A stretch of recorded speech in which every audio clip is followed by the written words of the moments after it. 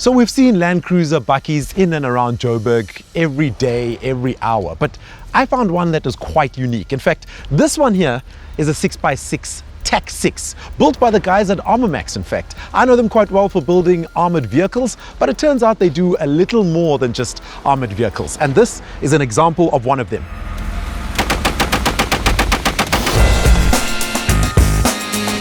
Don't stall, install. From quick search to in-depth research, do it all on our updated app.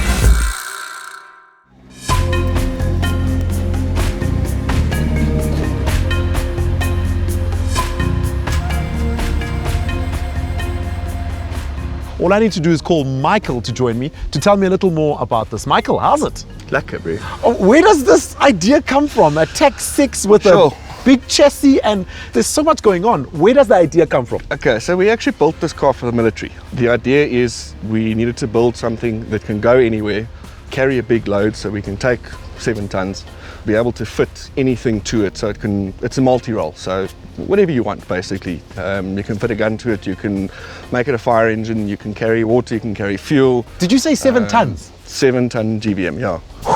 We've tested to 9. We've done pretty silly things with it, but the whole point is, you know, for military guys, they need a machine that doesn't break. Okay. When you're in contact or you're delivering aid or you've got personnel or whatever, you can't afford product failure. So the development and testing that we've done is literally to try and break it. And we've got it to a point where we know with confidence there's nothing you can throw at it that it can't handle.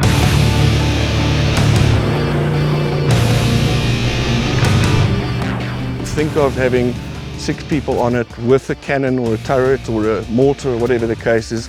In the armoured version, you're being shot at, you're in the middle of the Congo, it's raining, there's mud everywhere, and you need a vehicle that can still navigate everything. So what the military have been using for things like that, they're very heavy, they're not very agile, they're not very fast. So this can get in and out very quickly. It looks big, But it's quite agile. But from a military perspective, it's actually small, so it's a light tactical vehicle. Unlike most military vehicles, you don't need any training to drive it. We've developed an 8-speed automatic for it as well with ZF, so it's dead easy. It's got a reverse camera so you can park it. You know, it's designed to be simple, and that's why the Land Cruiser as a base seems to work so well, because they've stuck to a simple recipe for the last 40-50 years. Gotcha. They know it works, they know it's reliable, they know it's rugged. There's nothing fancy inside. I think it's still got 1970 Corolla door handles. You know, so that's the whole ethos behind it, is anyone can get in, use it, and use it for whatever you want. And what kind of money are we looking at for a car like this? So the conversion starts at 1.5 million, and then it depends on what you want to add. Okay. So we've done it that way so you can customize everything that you want. So build as you go. Yeah. Exactly. So you choose what type of rims you want, what type of suspension lift system you want, what type of bin you want. If you want a manual or an auto, you can go mad. The base vehicle is the 4.5 diesel Land Cruiser 79, which isn't available with an automatic in the facelift, which has got a lot of Land Cruiser fans quite upset. Yeah. So we've also got a solution there that you can add an automatic, and it's fully backed by ZF. It's built as an OE spec gearbox, which basically means the same as they'll develop a gearbox, let's say, for an E-Class range. Yeah. We've gone through the same process for ZF, and it's only made for this. It's designed to take big weight.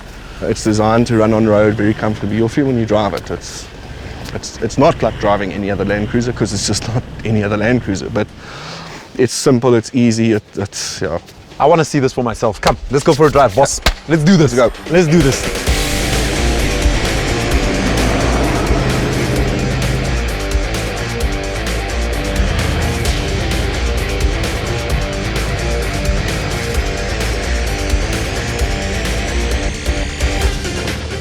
So it'll be bumpy now because we've got no weight in it. So obviously everything's set quite stiff.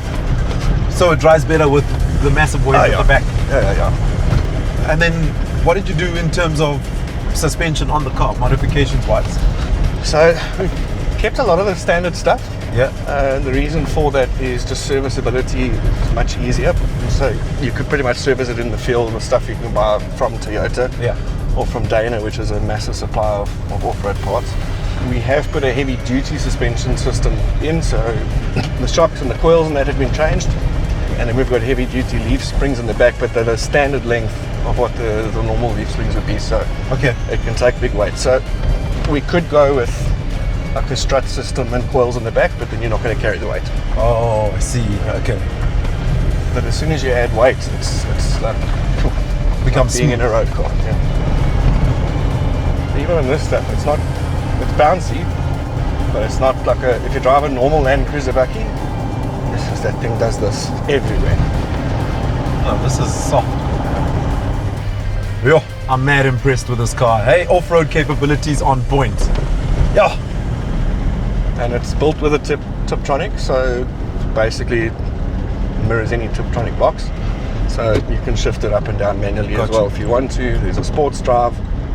Having an auto box like the big military vehicles have got just made sense. So we would have launched a year ago, but we wanted this version out first, and yeah, be 100%. And what does it take? You go to ZF and you're like, here's the car, we need... ZF were amazingly receptive to the idea. Okay. Because they also build gearboxes for, there's another South African company that builds military vehicles. Okay. And they've got an 8-wheel vehicle that's massive. I mean, the thing's 11 tons. And they build a gearbox for that. And they're like, okay, cool. This is a light tactical vehicle. So we just And need it's going to something a be little used smaller. on road, but it carries high GVM. So if, for example, you take an auto box from a Land Cruiser 200 or whatever, which a lot of guys will do that, they'll convert them and put them in one of these 79s. Those boxes are not designed to carry weight. And because this is a very analog car, talking to a very digital gearbox, obviously you have a bit of drama. Yeah. So to get them to marry up, there's lots of ways that you've almost got to program the car to lie to itself. Aha, okay, manipulation. Exactly. And you can do that, and you get a fairly smooth 6-speed gearbox out of that, but nothing like this. One of the things also built into the gearbox, it's got an additional oil cooler. So you'll see we've got a display here to tell us what the gearbox temperature is. Oh. As soon as that gearbox temperature hits 85 degrees, which is not hot, that cooler will kick in. And the reason we did that is a lot of the time this will spend time in very deep sand at very low speed. So you're not getting air that would normally That's cool, coming etc. in. So, Okay. so it can operate like that for hours and hours and hours and hours and hours. So yeah, the stress testing that we've done on it is all there. You know what this has got me thinking? Who is the mastermind behind all of this? Why don't you ask? I just got a message from him. He's coming to meet us. The person who built this.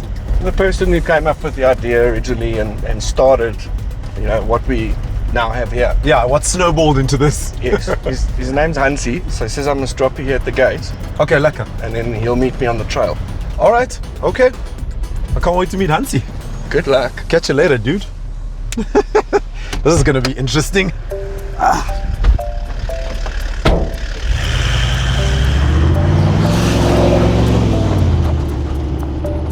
Okay, so now I wait. Man, I should have got sunscreen.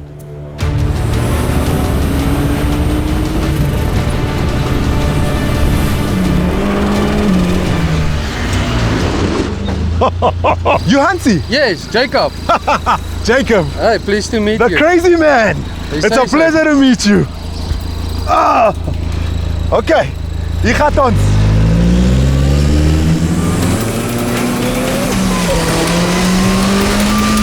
What the hell?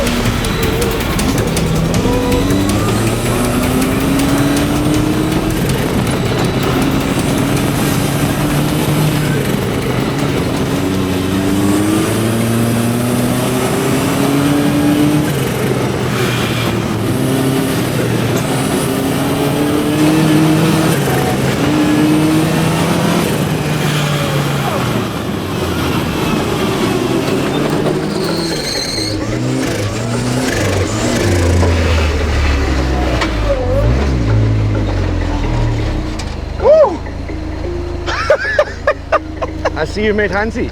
Oh my goodness! Are you alive? I'm fine. Sure. Hansie's crazy. I did warn you. Oh man. Oh, brother, you're wild. Hansie. Oh, listen, switch off. Come, let's chat. Meneer, come, you must jump out. I need to find out how you build these crazy cars. Where did you find this guy? Oh, I have to say, Michael, I'm very, very pleased, and I want to say thank you for introducing me to the king of bakkies in South Africa. And tell me something, with something like a Tech 6, where did that idea start from for you, and how long did it take you to build it until you met these crazy guys at Armamax? Well, the development took about 6 to 7 years, in conjunction with the French Special Forces. And then after all development, the marketing has to start, and then we met Armamax, and they are very good in marketing, and then we teamed up. And I gotta say, I'm very fortunate to be with the both of you gents to show me around and make me understand that the bakkie market in South Africa is way bigger than what we think it is. Clearly it is. What's the demand like for this car? When you drive it around, what do people think when they see this car? Well, of all the cars I've driven and built, this one it's got the most attention on it. Would you say this is your most prized build? Yeah. You're very happy and the most difficult one as well. And the most difficult. Yeah. Lots of man hours. Yeah. And you do this all at home? Yeah. At the factory. I've got a big factory at home. So we are very blessed about that. Yeah. Just imagine you can't sleep, right? And you tell your wife, listen, I'm just going to go to the workshop. And then boom, you build a Tech 6. I want to come hang out with you on the weekend. We can have a chop and a dop, and then you need to tell me a lot more about this. But for now, can we go for a drive? Yeah, so change up. You're gonna drive a Tech 6, and yeah, we're gonna go do an off-road course. Okay, cool. You lead us. You don't have to go fast, please. Yeah, it's fine. Thank you. Take it easy. Asseblief, man. Chom, yeah. Asseblief. Excel. Okay, he said Excel. Okay, let's go driving. Come on, cool. Let's do this. Let's do this. Yo, even getting in here is a mission. Yo. Ah.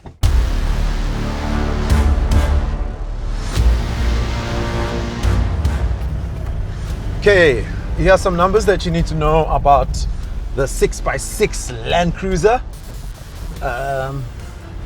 This car has over 700 Newton meters of torque, 192 kilowatts of power.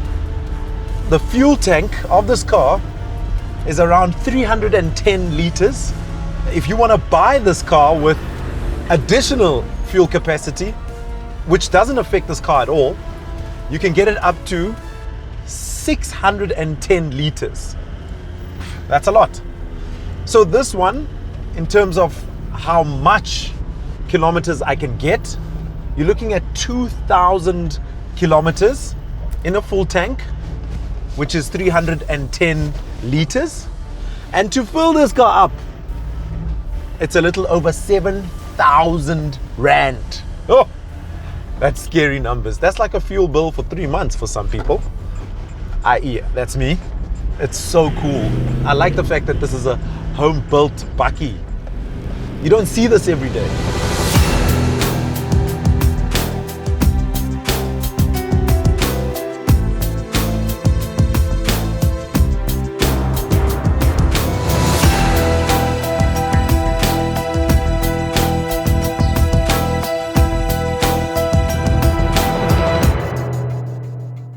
And that wraps up an epic 4x4 day with this amazing car, the Tech 6. Something very special, which is bulletproof in a different sense. I mean, the engine is reliable, the car's well built, and I literally put it through its paces today on all types of terrains. I gotta give it to the guys at Armamax. I mean, you can put in a big gun here that weighs 3 tons and the car will still perform the same.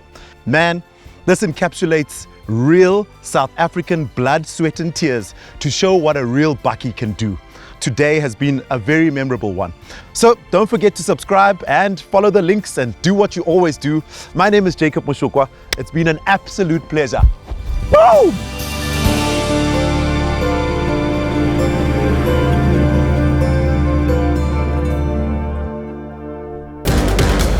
Cars.co.za. Are you busy trying to decide between 2 cars, 3 cars, 4 cars, 5 cars, 6 cars? We have an excellent compare tool on our site which will help you make sense of all the different pricing and all the different specs. You'll find it on our main site as well as in our app. It's super slick, it's easy to use, it's highly detailed, it's constantly updated with the latest information and pricing, and I can guarantee you it'll make your life a ton easier.